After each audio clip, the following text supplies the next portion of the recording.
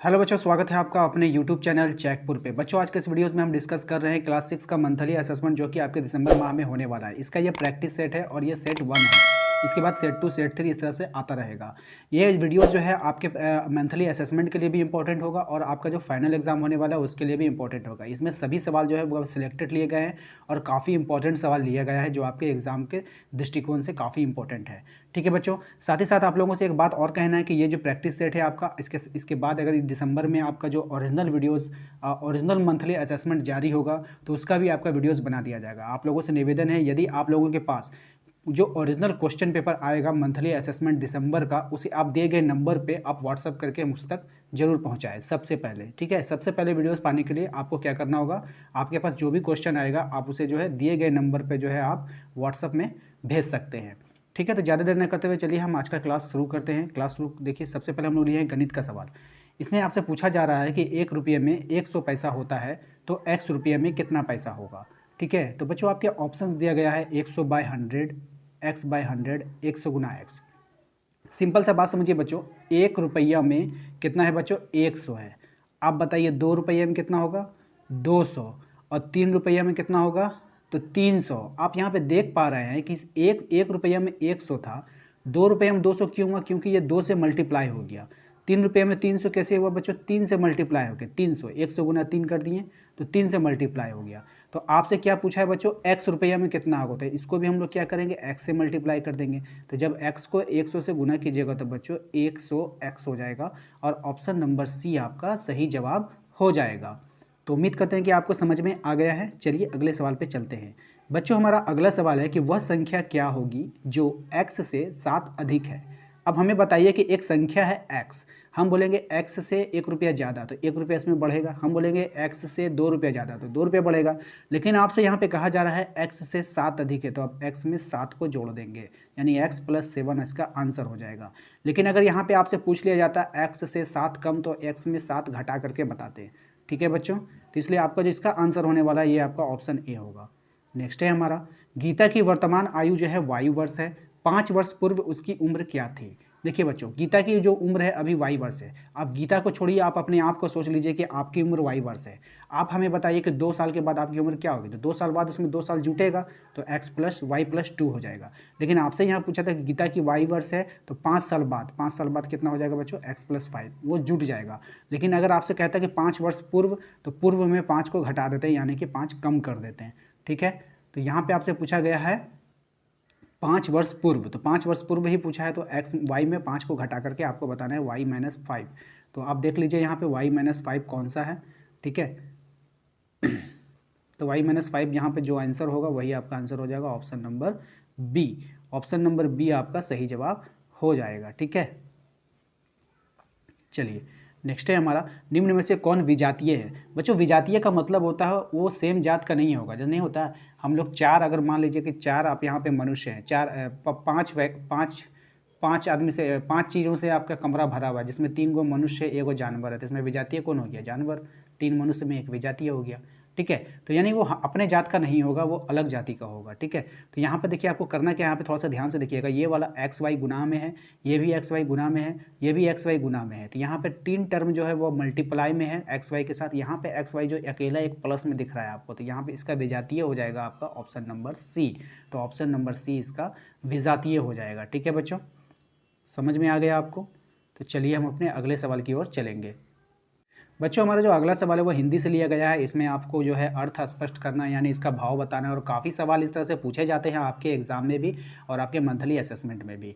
तो माला फेरा जुग गया मिटा न मन का फेर, करका मन का झाड़ी के मन का फेर। तो इस दोहे का आपका भाव स्पष्ट करना है, तो काफ़ी इंपॉर्टेंट रहेगा आपके एग्जाम के लिए। तो बच्चों इसका दोहे का जो अर्थ हो जाएगा, इस दोहे का जो तात्पर्य हो जाएगा ये है कि ईश्वर के प्राप्ति के लिए उनकी नाम की माला फेरते फेरते युग बीत जाता है, किंतु मन में व्याप्त इच्छा और लालसा, अभिलाषा, माया मोह आदि समाप्त नहीं होता है। ऐसे ईश्वर का नाम लेने से क्या लाभ, इससे अच्छा तो यह है कि अपने मन में व्याप्त विकारों को दूर करने का प्रयास किया जाए। ठीक है बच्चों, उम्मीद करते हैं कि आपको समझ में आ गया। चलिए अगले सवाल पर चलते हैं। अगला सवाल बच्चों है हमारा कि निम्न का पर्यायवाची लिखना है। पर्यायवाची का मतलब होता है उसके अन्य नाम से किस नाम से जाना जाता है। तो सबसे पहले हम लोग देखिए पानी का लिखे हैं नीर और जल, ठीक है। आग का क्या हो जाएगा अग्नि और पावक। हवा का क्या हो जाएगा बच्चों, तो वायु और पवन, ठीक है, वायु और पवन। नेक्स्ट है हमारा घर का क्या हो जाएगा बच्चों, आवास और गृह, ठीक है। तो उम्मीद करते हैं कि आपको समझ में आ गया है। इसको आप नोट करेंगे अपने नोटबुक पे, अपने कॉपी पे, या फिर स्क्रीनशॉट भी ले सकते हैं और इसे आप याद कर लेंगे अच्छे से। एक बार फिर से बच्चों आप लोगों को मैं याद दिला देना चाहता हूँ कि यदि आप लोगों को जब भी ओरिजिनल जो PDF आएगा आपके मंथली असेसमेंट का, तो आप हमें दिए गए नंबर पे ज़रूर भेजिएगा। आप जितना जल्दी आप हमें भेजते हैं हम उतना जल्दी आपके लिए वीडियोस बना पाते हैं, ठीक है बच्चों। तो चलिए देखिए विज्ञान का हमारा अगला सवाल है कि जल चक्र किसे कहते हैं। पृथ्वी पर उपलब्ध जल के एक रूप से दूसरे रूप में परिवर्तन होने और एक स्थान से दूसरे स्थान को गति करने की चक्रीय प्रक्रिया को जल चक्र कहते हैं। इसमें जल की मात्रा का क्षय नहीं होता है, बस रूप और स्थान का परिवर्तन होता रहता है, ठीक है बच्चों। इस आंसर को आप जरूर से ज़रूर नोट कर लेंगे, काफ़ी इंपॉर्टेंट सवाल रहेगा आपके एग्जाम के लिए। जल चक्र किसे कहते हैं इसका सवाल था और इसका आंसर आपके स्क्रीन पर बिल्कुल आपको दिख रहा है, ठीक है। चलिए हमारा अगला सवाल देखते हैं। अगला सवाल में आपसे कहा गया है सुखाड़ किसे कहते हैं। तो बच्चों सुखाड़ किसे कहते हैं, जब ज़्यादा दिनों तक बारिश नहीं होती है तो वायुमंडल गर्म हो जाता है, ठीक है। जब ज़्यादा दिनों तक बारिश नहीं होती है तो वायुमंडल गर्म हो जाता है, जिसके कारण नदी तालाब झरना आदि सूखने लगते हैं, जिसे सुखाड़ कहते हैं, ठीक है। तो काफ़ी इंपॉर्टेंट रहेगा आपके एग्ज़ाम के लिए भी और आपके मंथली असेसमेंट के लिए भी। नेक्स्ट सवाल है हमारा कि बाढ़ क्या है। तो बाढ़ क्या है बच्चों, भारी वर्षा के कारण नदियों, जलाशयों, झीलों आदि से अधिक मात्रा में जल प्रवाह की स्थिति को क्या कहते हैं, बाढ़ कहते हैं, ठीक है। सिंपल सी भाषा में आप समझ लीजिए, जब नदियों में पानी भर जाता है तो वो शहर की और नालों के द्वारा जल स्रोतों के द्वारा वो वापस शहर में चले आते हैं, गाँव में चले आते हैं, तो उसी को हम लोग क्या बोलते हैं, बाढ़ कहते हैं। तो उसी को आपको यहाँ पर जो है बुक की भाषा में, किताब की भाषा में लिखा गया है, ठीक है। तो चलिए हम अपने अगले सवाल की ओर चलेंगे। बच्चों हमारा अगला सवाल जो है वो सामाजिक विज्ञान से लिया गया है, जो आपके एग्जाम के लिए काफ़ी इंपॉर्टेंट रहेगा। ग्राम पंचायत का प्रधान कौन होता है। तो बच्चों ग्राम पंचायत का जो प्रधान होता है वो मुखिया होता है, इसे आप याद कर लेंगे, ठीक है। नेक्स्ट सवाल है हमारा सफरेश का अर्थ क्या होता है। तो बच्चों सफरेश का जो अर्थ होता है वो होता है वोट देने का अधिकार, काफ़ी इंपॉर्टेंट रहेगा आपके एग्जाम के लिए। नेक्स्ट है हमारा बच्चों राष्ट्रपति भवन कहाँ है। तो बच्चों राष्ट्रपति भवन जो है हमारा वो नई दिल्ली में है, ठीक है, याद करेंगे लेंगे इसे। और सरकार की प्रशासनिक इकाई क्या कहलाती है, ये सवाल काफ़ी इंपॉर्टेंट है, VVI की कैटेगरी में इसको रखिएगा, ठीक है। तो सरकार की जो प्रशासनिक इकाई होती है बच्चों वो क्या होती है, कार्यपालिका होती है। क्या होती है बच्चों, कार्यपालिका। नेक्स्ट सवाल है आपका, जो भी VVI है सरकार के 3 अंग कौन कौन से हैं, यानी सरकार के कितने अंग हैं। तो सरकार के 3 अंग होते हैं, ठीक है। काफ़ी इंपॉर्टेंट सवाल है, इसके आंसर को भी आप याद कर लेंगे। तो कौन कौन है 3 अंग, विधायिका है बच्चों, सबसे पहला जो है आपका विधायिका है। दूसरा है बच्चों आपका कार्यपालिका है, ठीक है, याद रखेंगे इसे। दूसरा क्या है, कार्यपालिका है। तीसरा है बच्चों आपका न्यायपालिका है। क्या है बच्चों, न्यायपालिका है। तो ये जो सवाल था आपका सरकार के कितने अंग हैं, तो बच्चों सरकार के 3 अंग होते हैं, विधायिका, कार्यपालिका एंड न्यायपालिका। तो काफ़ी इंपॉर्टेंट सवाल है ये और इसके जवाब आपके सामने है, इसे आप याद कर लेंगे अच्छे से, ठीक है।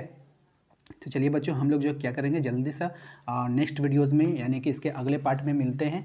तो वीडियो पसंद आया तो वीडियो को लाइक कर दीजिएगा, काफ़ी मेहनत लगती है आपके लिए वीडियोस बनाने में। आप देख पा रहे हैं हैंड राइटिंग से वीडियोस बनाया जाता है, काफ़ी मेहनत लगती है, तो एक लाइक तो आप कर ही सकते हैं, तो लाइक कर दीजिएगा। यदि आप हमारे चैनल पर पहली बार आए हैं तो चैनल को सब्सक्राइब कर लीजिएगा, क्योंकि यहाँ पर आपको आपके क्लास के सभी कोर्सेज़ को जो है उपलब्ध कराया जाता है। तो चैनल को सब्सक्राइब कर लीजिएगा, वीडियो को शेयर कीजिएगा। चलिए मिलते हैं हम अपने अगले क्लास में, थैंक यू।